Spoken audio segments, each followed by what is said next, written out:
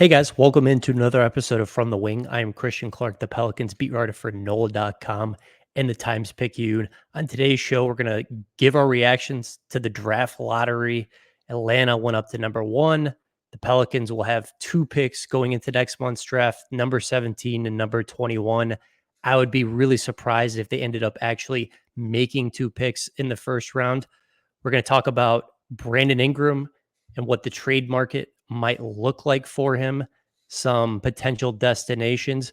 We're going to talk about James Borrego, a candidate to be the head coach of the Los Angeles Lakers. We're going to talk about Trajan, a candidate to be the president of basketball operations for the Detroit Pistons. And at the end, we might get to this Nuggets Timberwolves playoff series, which 2-2 now. Looks like it could be an epic series. I'm really interested to see how this goes. What were your thoughts coming out of Sunday's lottery, which it seemed like a lot of basketball fans didn't even know was happening until it was happening? I went to dinner. I actually had a fun, like, little reminiscing moment because this always happens around my birthday. My birthday is tomorrow.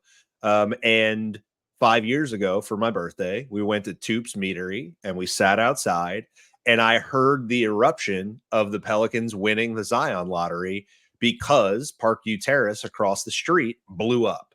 Like, everybody inside of it lost their minds when we got to one, and my phone was just like popping off in my pocket. So I had like a little deja vu a little bit because we, got that same fun of like, oh yeah, I remember we ate at the same place for my birthday again, and it was lottery time. That's the only reason that I really knew it was lottery weekend, because this draft isn't that exciting. And that's kind of the thing. Like, we have not been doing the Wemby off all year. We have not been doing the Zion. We have not been doing, will it be Paolo? Will it be Chet? Will it be Jabari? Because none of those dudes are in this draft. And yeah, it's lacking a ton of star power. And there's been like, you're waiting for that one voice to jump out and be like, actually, you're wrong. And here's the guy that's going to do it. And just nobody's saying that.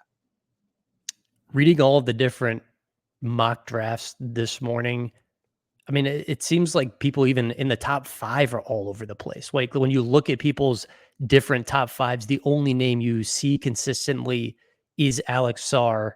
I mean, that feels like the only player, I feel confident in saying today. There's just no way Sarr gets outside the top three, top four, right? And then any other player, it seems like is up for debate. It is a very, very strange draft this year. Adam, I made a short list of the most unlikely lottery winners of the last 30 years or so. I thought it might be fun to read to you. The Pelicans are, of course, on this list. 2019, they had a 6% chance of getting Zion Williamson. The Atlanta Hawks, they were 3% chance of going up to number one. This was the second time since the lottery odds got flattened that a team with, less than a 10% chance of getting the number one pick got the number one pick. But I was surprised looking back at this list of how many extremely unlikely teams went up to number one, and those ended up being, really consequential jumps. In 2014, the Cleveland Cavaliers had a 1.7% chance. That was the Andrew Wiggins pick, which they used to go out and get Kevin Love, and basically led to them bringing a championship to Cleveland and ending the drought there with LeBron James. In 2011, the Cleveland Cavaliers, again, a 2.8% chance. They went up and got Kyrie Irving, which brought LeBron back to Cleveland for the second time. I mean, like, looking at this stuff really makes you think how improbable LeBron's second run and the championship was. I mean, it was really contingent on extreme lottery luck. 2008, the Chicago Bulls had a 1.7% chance to get the number one pick, and they got it. They used it to select Derrick Rose. 2007, the Portland Trailblazers, a 5.3% chance. They took Greg Oden that year. And I didn't know about this one. This was the year I was born, so I think I have an excuse. The Orlando Magic, a 1.52% chance to get the number one pick. Chris Webber. Chris Webber didn't want to play with Shaq. Got traded to Golden State. The Magic got back Penny Hardaway and 3 future firsts. That's a lot of important stuff that has happened in the last 30 years that depended on extreme lottery luck. And in those cases, like, notably, like you said, That's before we did the flattened approach to the lottery, where we've reduced the incentive to be the worst team in the league by saying you just got to get to the bottom three. But by also landing in the bottom three and sharing that possibility of jumping to one, you've also made it so that all the teams behind you are a little bit closer to jumping in. I've said this since the day they put those odds out. This is going to happen a lot. We're gonna have teams jump up in there. Like, they did the thing that you needed to do. It's now, you can still tank, but we've seen the results. Like, you tank at the end of the year. Like, you're bad most of the year, and then when you need to like get positioning, you just like cancel the last 2 weeks for a few players. It's not. I like the flattened odds. I It's think great. it was a good change. It's great. What's wild is reading this list and seeing the years with some of these and the double Cleveland and being like, this is before flattened odds. So all those people with the frozen envelope and everything, like, it's all that stuff is, it's hard to look at those numbers and be like, yeah, 1.7% odds for Derrick Rose. Sure, that checks out. It's fodder for conspiracy theorists at worst. At best, I don't even know which word to use right there. Yeah, I'm a huge fan of this rule change of flattening the odds in the play-in tournament. I think both of those things has just helped make the regular season more competitive, reduce the amount of tankers. I think really the one big thing the NBA still has to take a look at that they probably never will, just because of the money, is shortening the regular season. That's something we've talked about over and over again. 82 is just too many. I think it's kind of crazy to play back-to-backs with just how much players move in today's NBA. But that's my little pet cause, that nothing is probably changing. I'm a huge fan of the flattened lottery odds. Incompetence, there's not as much of a chance that it gets rewarded. The Detroit Pistons are going to pick fifth again this year. The Detroit Pistons, man, that is not going well. I think we're going to talk about them later in the show, because it sounds like Trajan Langdon is in the running to be their president of basketball operations. He's on a short list with some other people.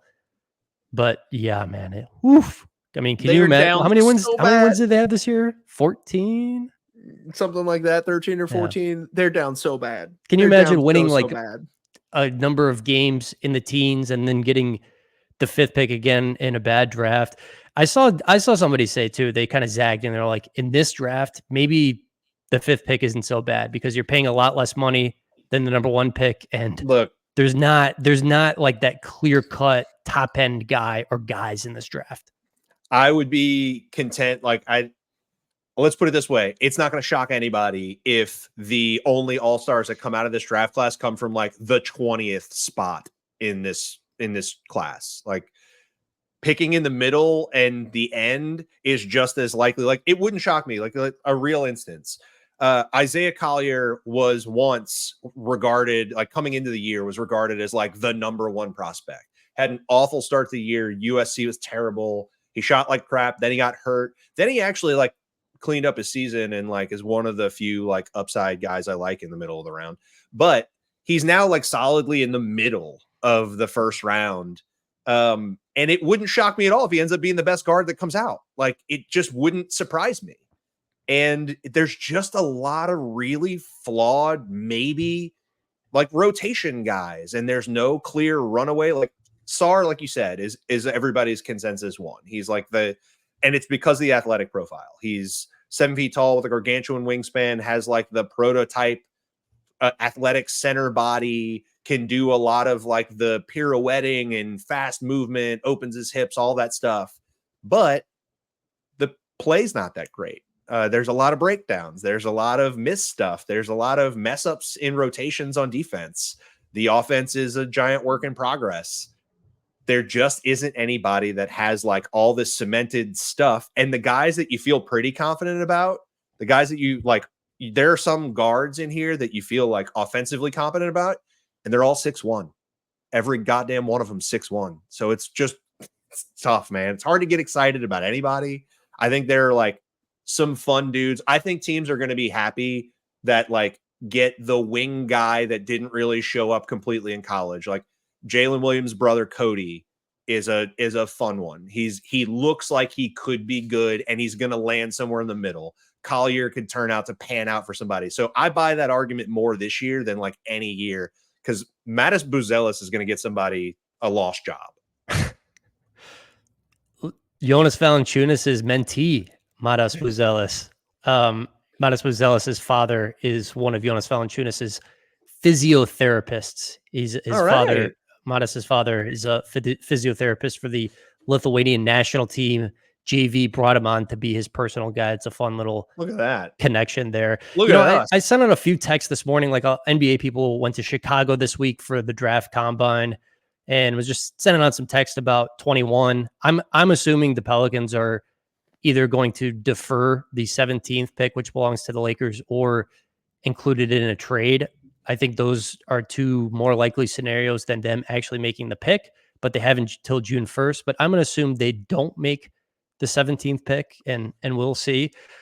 I think there's a good chance they make the 21st selection, and like just the vibe I got was, yeah, we're happy to like take a swing there. We know this isn't the best draft, but there are some guys in every draft. I think you're going to hear a lot of, this is the worst draft class since 2013. That was famously the year Anthony Bennett went number 1 overall. Do you know who the executive who took Anthony Bennett number 1 overall was? For the Cleveland Cavaliers? Who could that be? I think we all know. But if you look at that draft, CJ McCollum, he was the 10th pick in that draft. Giannis Antetokounmpo, he was the 15th pick in that draft. Rudy Gobert was the 27th pick in that draft. The point is, there's good players in every draft. You just have to find them. You need some luck. You need some good intel. You need some good instincts. So who's to say the Pelicans can't find a useful player at 21? There are still interesting guys. Like I said, like the thing here is that everybody you look at, look like Jalen Williams is actually a good example of this. Jalen Williams was a mid-round guy because he broke out at a smaller school later, and he drove past a bunch of guys that he was more athletic than. And you're like, what is there to his game beyond this? And you didn't really know. Turns out, hyper intelligent basketball player that can just make every right decision until the end of time. Which, that's what was there. There are guys like that. Like I mentioned his brother already. Isaiah Collier will be floating around in there. I'm not as excited about like Dalton Connect or anything like that, which is weird. I want to say that his name's Necht, but I've heard him say it's Connect. Yeah, it's Connect. Khalil Ware is interesting for us in that realm. There's a lot of stuff about him and about last year at Indiana and about his personality that's floating out there. But like how he plays, what his skills are as a 7-foot big with like a real looking jumper is the kind of thing you bet on in that realm, and you hope it pans out. Maybe he just needs to be next to a certified clear and away number 1 player where it's never going to be his team and he's not a star. Like putting him next to Zion, does that fix things? Does he just need to get yelled at or just know it's not his team? Maybe. We've seen Tyler Smith. Like there's interesting guys. You're going to see the Pelicans linked to centers a lot in these mock drafts just because the team has an obvious hole at the position. Jonas Valanciunas is an unrestricted free agent. It would be absolutely flabbergasted if he is back in this team next year. It just felt like that was the end of the marriage. That was the end of the road there. So I just think you're going to see them, a lot of these mock drafts, like, oh, the Pelicans have a needed center, and take that. I mean, I think one of the mock drafts I read today, I think it was the ESPN one, had them taking Zach Edey. Do you have any thoughts on Zach Edey at number 21 if he is still there? If he is still there, look, I get that a lot of people want to do this thing where it's like, oh, he's got a skill, and if you just lean into it, guys, I need you to do the Taco Fall meter a little bit. And it's not, maybe that's insulting. Maybe it's a little insulting to call it Taco Fall because he's better. He's far better than Taco Fall.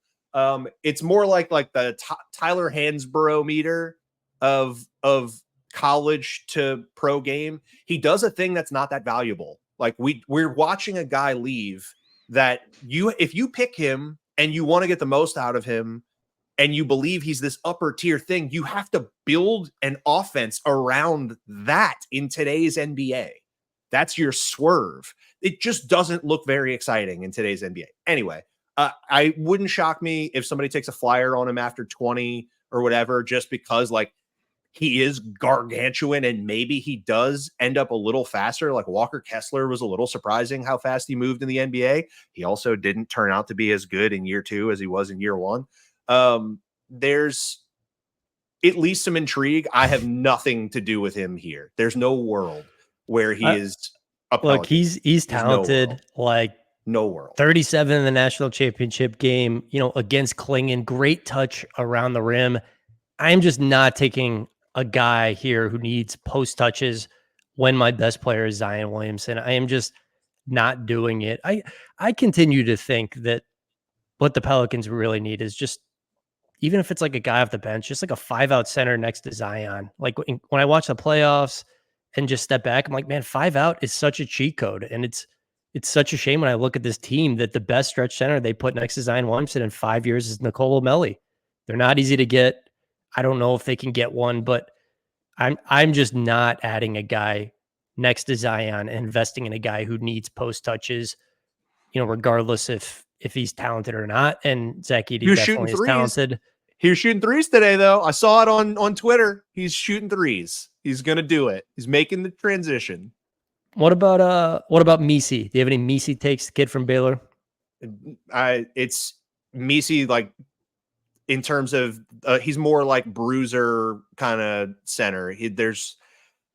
Where is the center that's athletic enough to be like, I have to get more athleticism, like real playable athleticism that can run the floor. I think Misi's athletic. I think he's got good feet. He's big. But is he Bruno Fernando? That's kind of my thing. I think he's more Bruno Fernando than he is like running the floor, turning athletically. Like I think Ware does more of the stuff that you want to see, even if like he's not like a prototype shooter, but the jump shot looks okay. But he just does a lot of like pick and roll stuff. He does a lot of coverage stuff where he has to spin his hips and it looks good and it looks very athletic. I buy that more. I even buy like a little bit of like the Tyler Smith, like smaller guy, like maybe it's small ball 5 kind of thing. But yeah, I think Misi feels like type wise, no. Because I feel like if you're drafting that spot, you're not drafting a starter, you're drafting a prospect. You're not betting on anything there. They're looking for in 2 or 3 years, can you play is like reality. And if it happens faster, then great. Big what if of the last 5 years.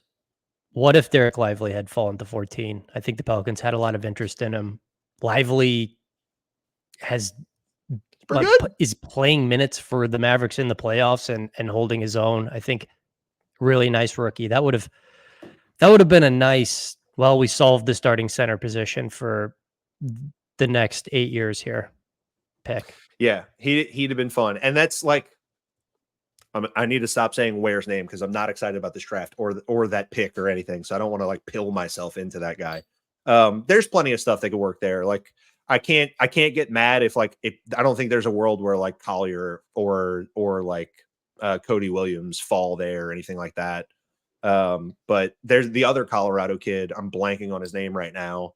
The bigger kid that's like power forward. He make Tristan Da Silva. Is that right? Is that the name? I think that's the name. I think he's another one that makes sense. But I think it's like that. Like they got to get, realistically, the guards are all tiny. They're going to get somebody with size, and they're going to take best player available no matter what, because that's what you have to do. Whoever you grade the highest, regardless of if he's need or not, you got to take him. What do you think the Hawks do with the number 1 pick? They're in this position where Trae Young's got 2 years left in his deal. They've still got DeJounte Murray. They definitely got a nice building block in Jalen Johnson, but yeah, I mean, they took Onyeka Okongwu, a couple years ago. They extended him, and you look at like all the mock drafts, it's like Alex Sarr, shrug. I mean, it just seems like there's a number of different directions they could go. I mean, let me just ask you this. Do you think Trae Young is an Atlanta Hawk at the start of next season? I think it's really tough. I think it would not surprise me if they are ready to split, but I also think there's very likely a value proposition that Atlanta wants to see for him that is not as close to reality as people are willing to offer for Trae Young. And that conundrum may very well mean that he's an Atlanta Hawk next year. Like, Murray is a more approachable asset for a lot of people because of his contract, because of what we know he is, and because of what we know he isn't. So, I just, moving a star requires a lot. Like, the realistic path for somebody moving for Trae, like, the Lakers could clearly be really interested in him. It would be really interesting if that happened, considering he moved away from clutch to CAA in the last year. And that usually signals that somebody like might be ready to leave their team, but he's still like, the Atlanta Hawks have to get the most they possibly can for him. And I don't think the monster offer, the Rudy Gobert, Drew Holiday type stuff where there's 5, 6, 7 assets coming through, I don't think that's what people are willing to do for tiny guy whose teams have never been good except for that one year where they got really, really fortunate with all of their opponents in the playoffs. And then it turned out to be flash in a pan. So I think it's really possible he's still there and they go the other way, because at the end of the day, like, is DeJounte Murray really their future, or do they just know that Jalen Johnson is good? And I think he's the one asset that they know is great for the value and for the future. Everything else feels like it's got to just be on the table. So on last week's show, we talked a lot about the Pelicans' big three. Will they run it back next year with all of them?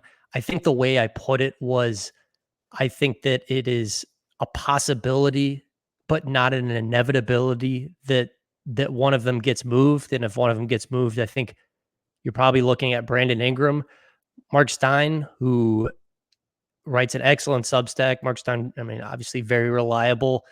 This was the language he used in his newsletter. Ingram's exit is increasingly viewed by various league observers as an inevitability rather than a possibility. Basically, Stein, according to what people from other teams who aren't on the Pelicans are telling him, is saying it is inevitable that Brandon Ingram gets moved. I thought that was, I just made a big note of that. I wrote something about Ingram over the weekend, and the thing to know in there was basically that I have been told there's just not a world where Brandon Ingram gets the full max extension from the Pelicans. And the full max extension is $208 million over 4 years, $52 million in average annual value. There's just not a scenario where the Pelicans are going to say, we're going to pay you $52 million a year. And yeah, I mean, from what I heard, maybe there's a willingness like for a number smaller than that. But yeah, that is all of the stuff I know right now. And I mean, Marc Stein like talks to a lot more people than me. And so, yeah, it was, It's I got to was like, feel okay, that was strong. That was strong. got to feel pretty good, right? Like, that's got to feel pretty good when the Mariano Rivera level guy comes in and throws something in there, and you're like, yeah, okay, I'm right. No, well, I mean, I think he took it a step further is what I'm saying. Like Okay, just the stuff he put out there, it was a step further than what I had. more of like a certainty Yeah. than anything. Yeah. Look, I think one, if I'm Griff, I wish everybody would stop talking about this and just be quiet, is my biggest problem if I'm him. Like, everybody please stop. I need you to believe that I'm re-signing him, and that's what every team needs to believe, and you all need to stop proliferating that I'm moving on from Brandon, because I need everybody to not know that until I'm ready to. So that sucks. But at the same time, like, I think there's also a reality with executives, and just with Brandon's situation.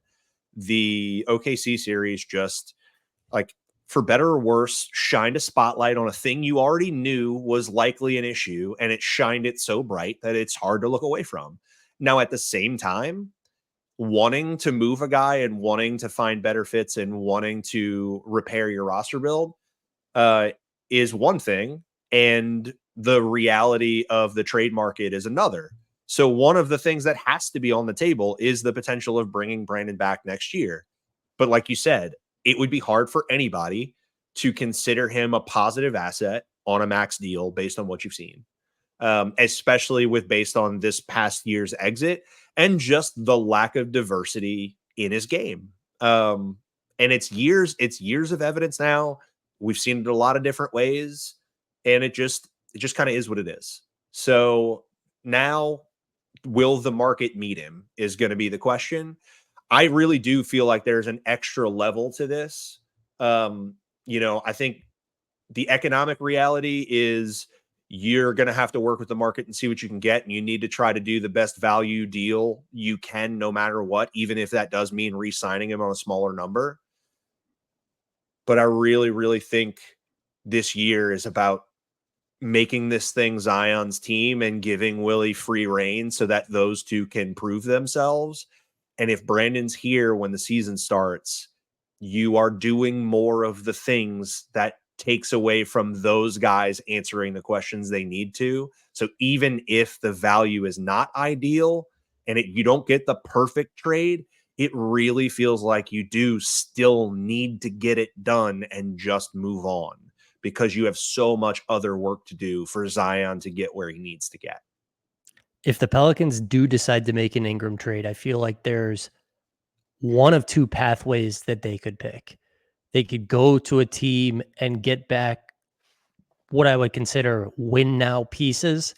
I am looking at Cleveland. I am looking at Atlanta in these scenarios. And then I think there's another alternate pathway where they get back intriguing young player X and draft capital. Those seem like the two paths they could go down. It seems like either is realistic. I made a list of 5 fake trades, and I don't know. I guess you can be a movie critic and 1 through 5 stars. You can Oh, give all me right. a 1 through 5 stars. I am not advocating for any of this stuff. I am just throwing it out Yes, he there. is. It's not reporting. These are just fake trades I made on trade.nba. Oh, you And don't that's even use it. Fanspo? Yeah. Yeah. He doesn't even use Fanspo, people. You can't take him seriously. All right. All right. All the Look, disclaimers. there's gonna be I think a lot of Cleveland buzz. I mean, it just makes sense. David Griffin worked there forever. Him and Kobe Altman are friends. They continue to have a great relationship. And as we've said over and over again, Pelicans have a bunch of wings. The Cavaliers have kind of 2 lead guards and 2 centers. So it makes sense at a lot of different levels. Brandon Ingram to Cleveland for Jared Allen and Max Strus. And I don't know, maybe Cleveland would want draft capital, but that would be how to make the money work. Yeah. I'm gonna go. I love Jared Allen. And I would like to see him in a Pelicans jersey. He's one of the people that I would be very happy with to land here. Jared Allen as the lead asset for a BI trade feels really tough. So this would feel like a consolation prize to me. So I would go. Can I do half stars? Can I do 2.5 stars? I'll go 3. I'll go 3 stars. 3 stars on this movie. It's enjoyable enough, but you probably don't want to view it again. Jared Allen strikes me as a New Orleans guy. Like he's known as an easygoing guy, low maintenance, gets along with everybody. The Pelicans have said 10 million times we want more rim protection at the center spot. Well, Jared Allen gives you rim protection. He does not give you shooting really, but he solves a lot of your problems on the defensive end. He is a very good number, $20 million next season, $20 million the season after that. I mean, that's about as good of a number as you can get for like a guy who's, borderline all-star center, the caliber of player that he is. I mean, I could see him just being happy in New Orleans. He's on a pretty manageable contract. Those things matter when you're going out and getting a piece to bring into the Pelicans program. He's also still very young. Like Jared Allen 26. feels like he's been around forever, and he's like he had a whole Nets career, and he's still here. And you feel like you're going to look up. He's going to be 29 or 30. He's 26. He's still really young. He is entering his athletic prime. I love him as a player. I love him as like a guy that I would like to see on the team. I think having him, especially like offensively, he's gotten a lot better at some stuff. However, his offense needs to be fed by somebody else. And so if we're leaving the point guard gap, if we're leaving the creation gap and he's your lead asset and BI is going out. So I'm sending creation and initiation out. I'm not getting it back. And I'm getting like offensively, he's a post big a little bit. He's a lob threat too. But to get stuff out of him, like you got to toss him stuff out of the pick and roll. Like you got to get him some short roll touches. You got to get him like he'll get position on guys. You got to lob it over the top. We don't have a lot of guys that can make that pass. So it'd be fun for like the Zion walled off lobs to the baseline. That'd be fun. But there's not going to be that many of those. So yeah, I like him. I don't love the reality of him coming via Brandon trade. Him for draft stuff to just be my starting five, I'm really happy with. But we're going Brandon first. Like Brandon's got to move. If that's going to happen, he's got to come first. So yeah, like it, don't like it for Brandon. Another Cleveland one, Ingram, and I guess picks to Cleveland for Evan Mobley, Karis LeVert, and Ty Jerome. This one is tougher. It's very murky. I mean, Mobley, this feels real. Like, I feel like Mobley is like, you could feel like you're betting on upside here and he can play right now. So this is like a tweener move where you feel like Mobley's unrealized, which look, I am of that opinion. I don't think pairing him, Cleveland has this weird thing where they have two offenses. They have two separate offenses that are on the same team. And they're going to divorce them. Like undoubtedly, they are going to divorce them. Very likely to try to convince Donovan Mitchell to stay because the reality of getting other guys to Cleveland is tough. I think Mobley fit wise, based on like what he likes to do, you would like the 3-point stuff to like come along. I don't know if it's going to end up being a reality. He takes like 1 or 2 a game. They look okay, but they don't go in a ton when he does take them. So he doesn't take a ton. You got to get him to take more. But the defensive stuff, the switching, the athleticism, he's kind of one of these guys. He's generally good at all of it. You struggle to say there's one thing he's incredible at.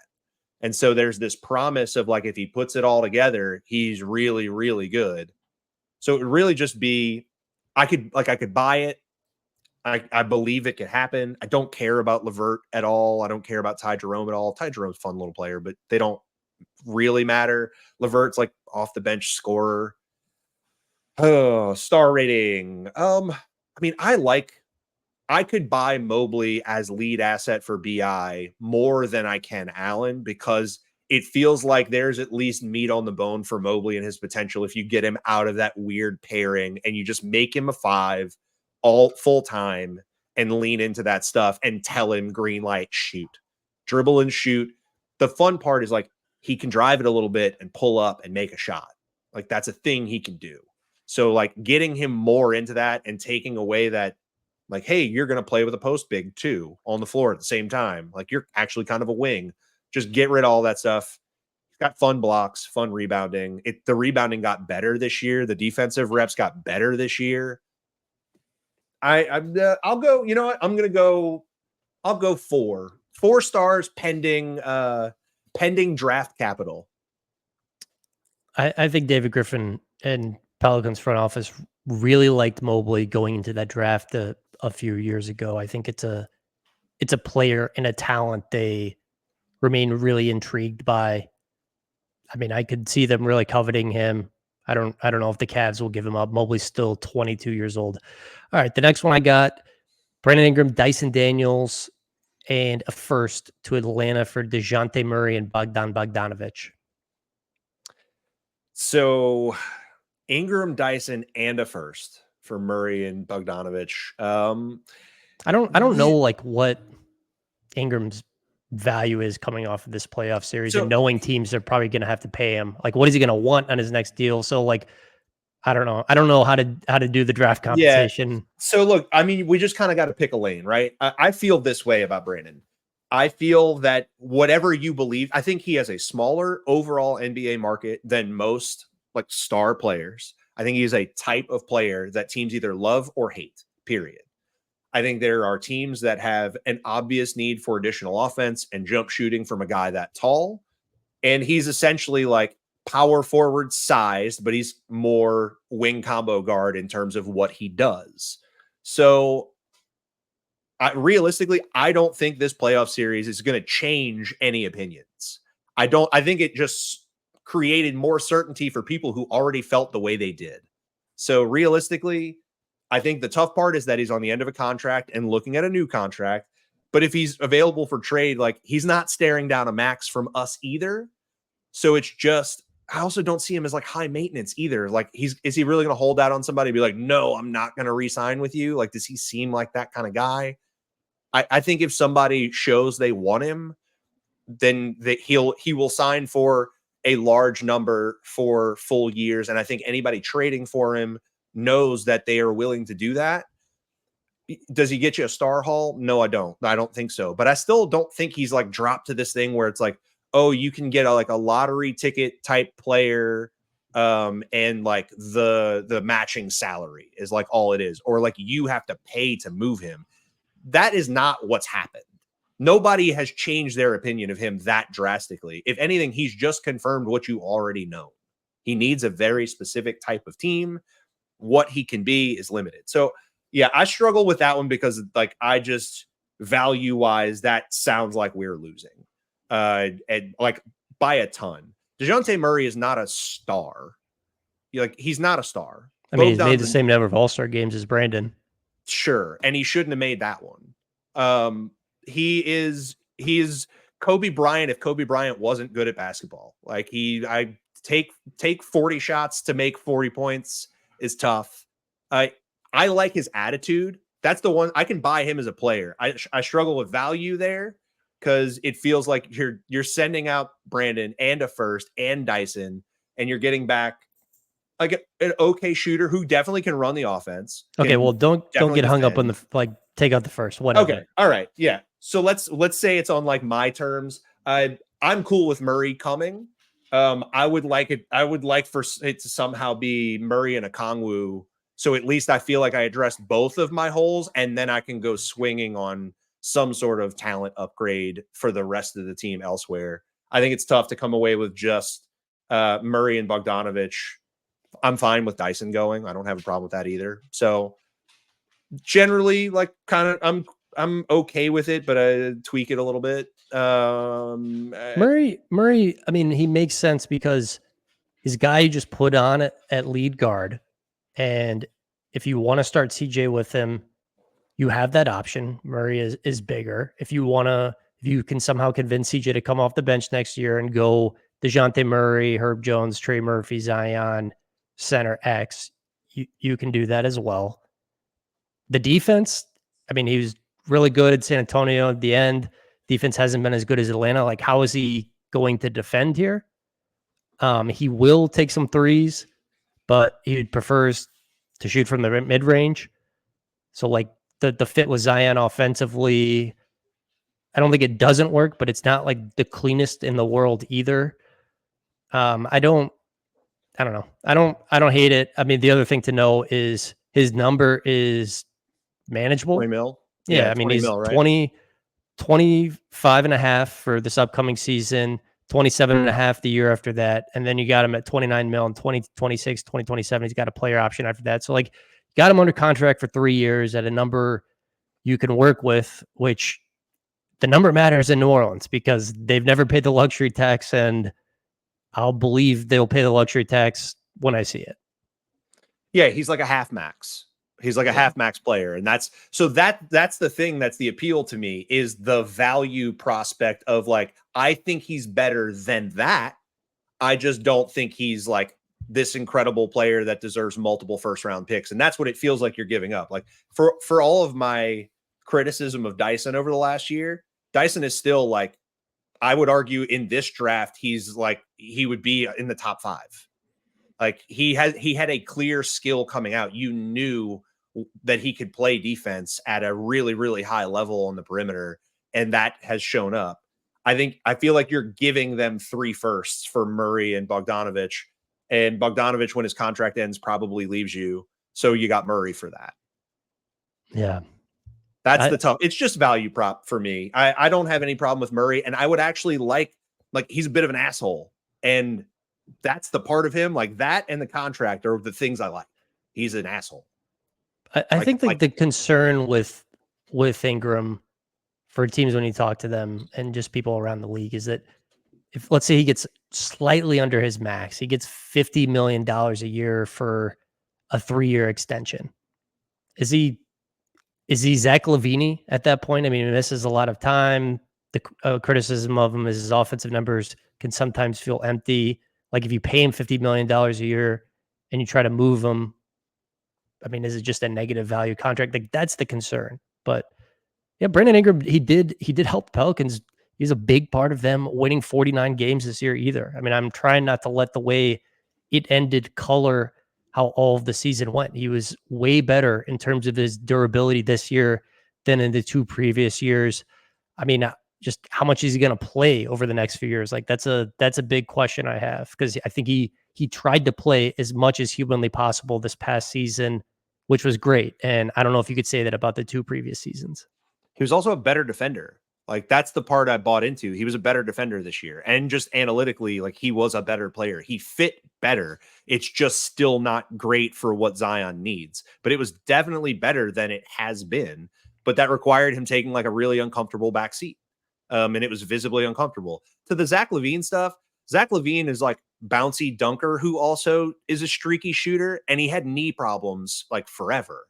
So like Brandon doesn't have like breakdown issues. And we like the thing we were questioning is like he gets the same nagging stuff that all NBA players get, and he like milk it for a few more days than normal. And I don't think he did that this year. I think if anything, he was tough this year.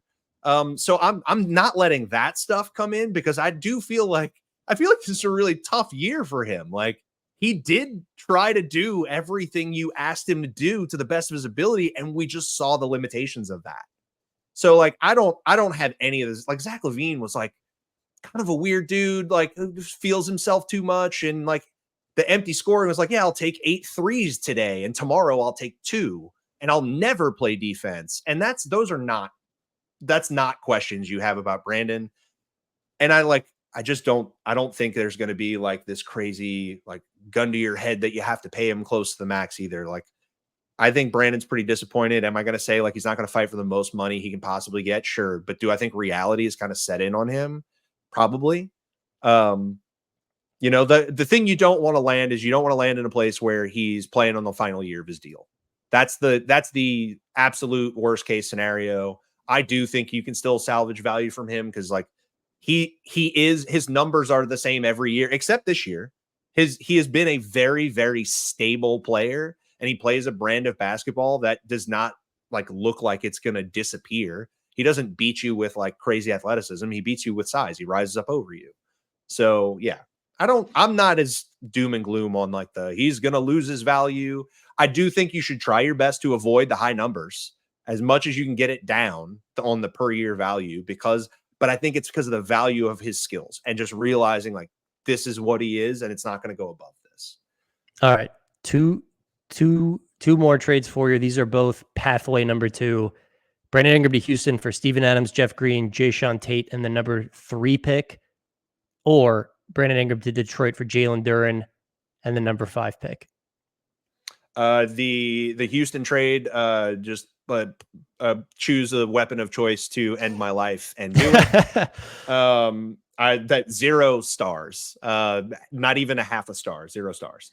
Duren in 5, and the trade exception. Like I buy that a lot more. I think we don't really know how Detroit's going to make decisions this offseason, or like what they think of their own players. They're in a really, really weird position where they have not hired their president that they say they're going to hire, and they haven't fired Troy Weaver, but they are also saying to the incoming presidents that you can fire Troy if you want to.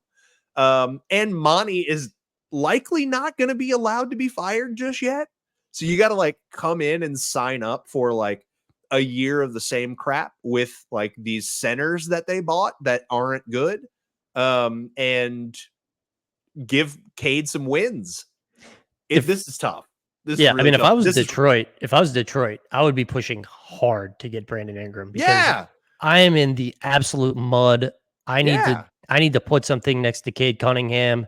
Caden Ingram, not the the best fit in the world, but like I'm just adding good basketball players, and Yeah. I don't care about the number 5 pick in the draft that much. Like I am just trying to get out of the mud in this JV conference that is the Eastern Conference. As you alluded to, the Pistons are an absolute freaking mess. Jake Fisher, in his post from the lottery, said potential candidates for the position, president of basketball operations, have been informed that they will have the agency to dismiss Troy Weaver from his post. League sources told Yahoo Sports. Like that's a wild sentence, man. It's like the people they're talking to is like, yeah, you can definitely fire the current guy if you want to. And last year we Just paid a fire head him. coach $70 million. So like you're just gonna come in and be his Oh. boss too. Working for it's Gores, right? Tom Gores? Is it Gores or Or Goris? Tom Gore. I don't know. Gores. Okay. Seems like it's a bad idea. Allowing Troy Weaver to build this roster in this direction after he already made several moves that look like they don't make sense with Cade. Forcing Monty Williams, who said no to him, to say yes by paying him outside of the scope of imagination after another team wanted to move on from him, is a tough scene. Monty then coaches like he doesn't want to be there, like he wants you to fire him by taking Jaden Ivey, one of your lottery picks that you should be trying to see every single ounce of what he is next to Cade, and just deciding they will never play together and rarely playing them as starters until like the end of the season because Ivey's shooting so hot that he had to do it.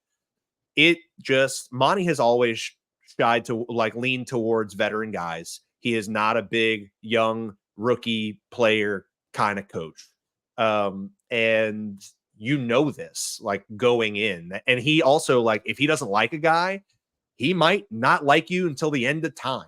And it felt like he got that way with Jaden Ivey. And then all of a sudden, they got really desperate and Jaden Ivey had to play. But I mean, you had to get Killian Hayes off the team to stop Monty from using him.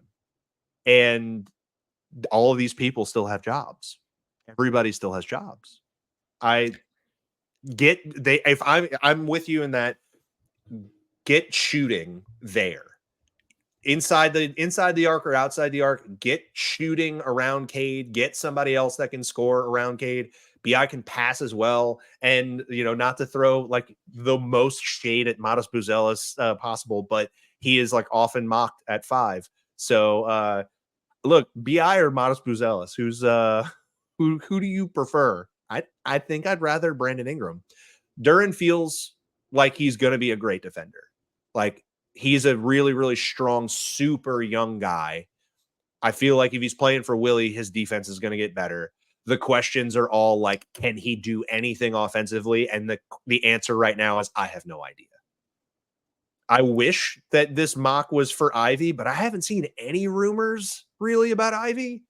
Ivy is who I would want to get out of there, like really badly, because I just want to see him like used. I think there is still a real dude there, but they seem pretty convinced they don't want to find out.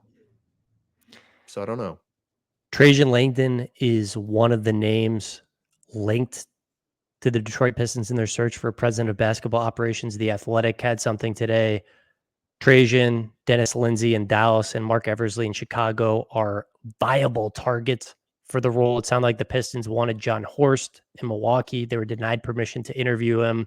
Sounds like they might see if they can throw the bag at Tim Connolly if he That's a decides to joke. leave That's a Minnesota, which joke. like it would be That's a joke. absolutely hilarious if they paid Monty Williams $70 million and then they're like, Tim Connolly, come be our Pobo and here's $15 million a year. That would be wild. Look, and a huge indictment of Minnesota ownership, because that's the only way that can happen. The only way it can happen. Trajan wants to be a number 1. We know this. He was in the mix for the Washington job. He was in the mix for the Charlotte job. I think he's number 2 in New Orleans, and he's I think interested in just running the show somewhere. And I get it. And a lot of people like him in the NBA. And I think it would be interesting to see how he did in the top job. If Trajan does leave, I have no idea if he will or not, or what the status of that is. I would strongly anticipate Bryson Graham getting bumped up to being the number 2 in New Orleans. Bryson Graham is a guy who people think is a good talent evaluator. He's a guy who gets a lot of the credit for the Trey Murphy selection at number 17. So if Trajan does go, that's what I think would happen here. Yeah, I feel like, Trajan's name is in every one of these jobs. And it's good. It's good for his name to be out there so that he continues to be a candidate. He's kind of the only name that's been involved in all of them. And I think that's what the league thinks of him. And he still has like the success that he had under Marks in Brooklyn still comes with him too. I think he's just got a really good reputation and he moves really quietly. And I think that benefits him as well. The search firms love him, man. All these teams hire Yeah. search firms, and the search firms are like, talk to Trajan Langdon. Which really also kind of makes it feel like he should just keep his name out there and pick a better situation than this. Like, and I know he doesn't have complete control over who's going to love him and who's not. There's a lot to clean up in Detroit. There's a way to do it, but like there's a lot to change. You need to change roster. Monty, like, to be completely honest, Weaver and Monty both have to go. And Monty can't go because you gave him $70 million. So you got to like ride that out at least a little bit. But do you want that guy in charge of developing your young players after what he's shown you he's willing to value? No, but you can't do anything because you're like so far in bed. I can't. Yeah, it's tough. It's a tough scene in Detroit. I hope Trajan gets a number 1 job. I think he will. I will be surprised if it's Detroit, but at the same time, he's gonna strike on one of these, and it shouldn't be a shock to us when he does. Other bit of potential movement on the Pelicans front. Woj has given a couple updates about this Los Angeles Lakers job. Woj makes it sound like the Lakers are going to start asking for permission to interview candidates and start interviewing candidates this week. JJ Redick is going to be under consideration there. And Woj has mentioned a couple times James Borrego, the Pelicans associate head coach, is going to be someone that the Lakers try to talk to. I checked in on this morning, which is Monday. And from what I was told, the Lakers have not yet reached out to the Pelicans for permission to interview Borrego. But it sounds like Borrego is going to get a look here. I think it would be interesting. That it seems like it's a really hard job. You've got to win immediately. You've got aging stars, which never seem easy to coach. Incredibly difficult gig. But yeah, I mean, Borrego would be really interesting. He's got head coaching experience. He is interesting. I would be really curious to find out if he's repped by CAA, because that would also be interesting in a Woj tweet about him being a candidate. Look, he's a previous head coach. He's an offensive leaning previous head coach. I think the personnel in LA the guards need to do the things that he would want. And having your Gordon Hayward, like inside creator, giant passer be LeBron James would be fun. I think he could do more with that personnel setup. Like, I think he could get more of like the style he wants out of that than he could here. So yeah, it's intriguing. It would also be a little surprising that he would be it, because it would feel like you're still very much like selling this team to AD and LeBron. And is that really the most exciting name in the world if you're them? It would feel like no, but intriguing enough. Like, seems like a solid person to interview. Would surprise me if he got it though. If you could take any coach who has worked on Airline Drive since 2019 and put them in charge of the 2024-2025 Pelicans, said, this is your team. We need to freaking win 50 games this year and get Zion some playoff experience, who would you choose? Mike Malone left before 2019, didn't he? I mean, yeah, long gone. Oh, damn it. He's been he's been the head coach of the Nuggets for almost a decade. Is it really a decade? It's Sacramento was that long ago? Time. He's been a head coach of Denver for a long time. He was Boogie's Sacramento coach. Man, wow, a lot of time has passed. Yeah, I mean, the answer's probably Finch. The answer is Finch. It is. The answer's Finch. And I don't think it's particularly debatable either. It's tough scenes. That's one of the biggest what ifs of the last 5 years to me. What if the Pelicans had just given Chris Finch a look? He was Alvin Gentry's lead assistant. I think some people thought he couldn't coach. It looks like he can coach. I don't know. Maybe they lost this game because of his leg injury, though. Thank you, Bill Simmons, for that treat today. They lost the game because he had a leg injury. Yeah. Look, it's a huge year for Willie Green next year. Year 4, immediate pressure in New Orleans when he took this job, and I think did a nice job initially, but he's a guy who's just got to keep getting better. It's a huge year for a lot of people involved, and it's going to be fascinating to see who is Willie Green's lead assistant going into next year. It will. It certainly, all of this very much sounds like it's a fairly hefty chance that it'll be a new one. And that shouldn't come as too much of a surprise given the struggles this year. So it'll be interesting to see if it's reshaped a little bit. I think obviously we expect to see a lot of the same other successful names back, but it's coaching in the NBA. Like we could talk about Willie Green's tenure. I can make a lot of arguments about how every single year has not been fair to him, but that is NBA head coaching. And so now he faces a whole different set of pressure, and it's figure it out, win. And I think the challenge this year, show me you can coach offense. Yep. Quickly, before we get out of here, we shoveled dirt on the champs on last week's show. I said there's no way the Nuggets are winning the series. Jamal Murphy's calf, he's done. I don't know what Jamal Murray had done to that calf in between game 2 and game 3, but he was spectacular in game 3, good again in game 4. Aaron Gordon, near perfect in game 4. Jokic, still the best player on earth, and it is a 2-2 series. This is must-watch TV. I've had a lot of fun watching the series so far and the incredible swings. I will be tuning in. What is your prediction for how Wolves Nuggets shakes out? Lots and lots of Tramadol. Dude, whatever Jamal Murray had in those 3 days off, whatever he had, I want it. I want some of it. He looked dead. He was dead. He was a walking corpse out there getting swallowed up by other human beings. And then he looks like completely healthy Jamal Murray again. That's why we shoveled dirt, because if he's dead, they're dead. And he just resurrected, like we jumped back in time and Easter Sunday happened again, and he's just revived. This series, would it shock you if Denver just pumped dirt on them? They've taken home court back. Would it shock you at all if they just won the next 2 and it was over? Because it would not. As I said after game 3, this series starts when the home team wins a game, because the road team has won every game in this series so far. So this is a series when the home team finally freaking wins a game. Yeah, this is hilarious. I'm ready to let's flip the dirt back the other way, throw the dirt on Minnesota. Denver's winning the next 2, and this thing is over with. It's done. Look, this series lies in Jamal Murray's knees. That's where it sits. Right there in his legs.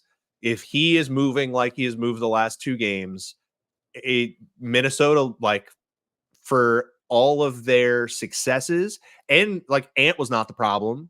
For all their, he was amazing in game 4. So for everything he's able to do, the problems that they had making decisions, some of the I'm going to go try and score 25, 30 points now, that stuff came back.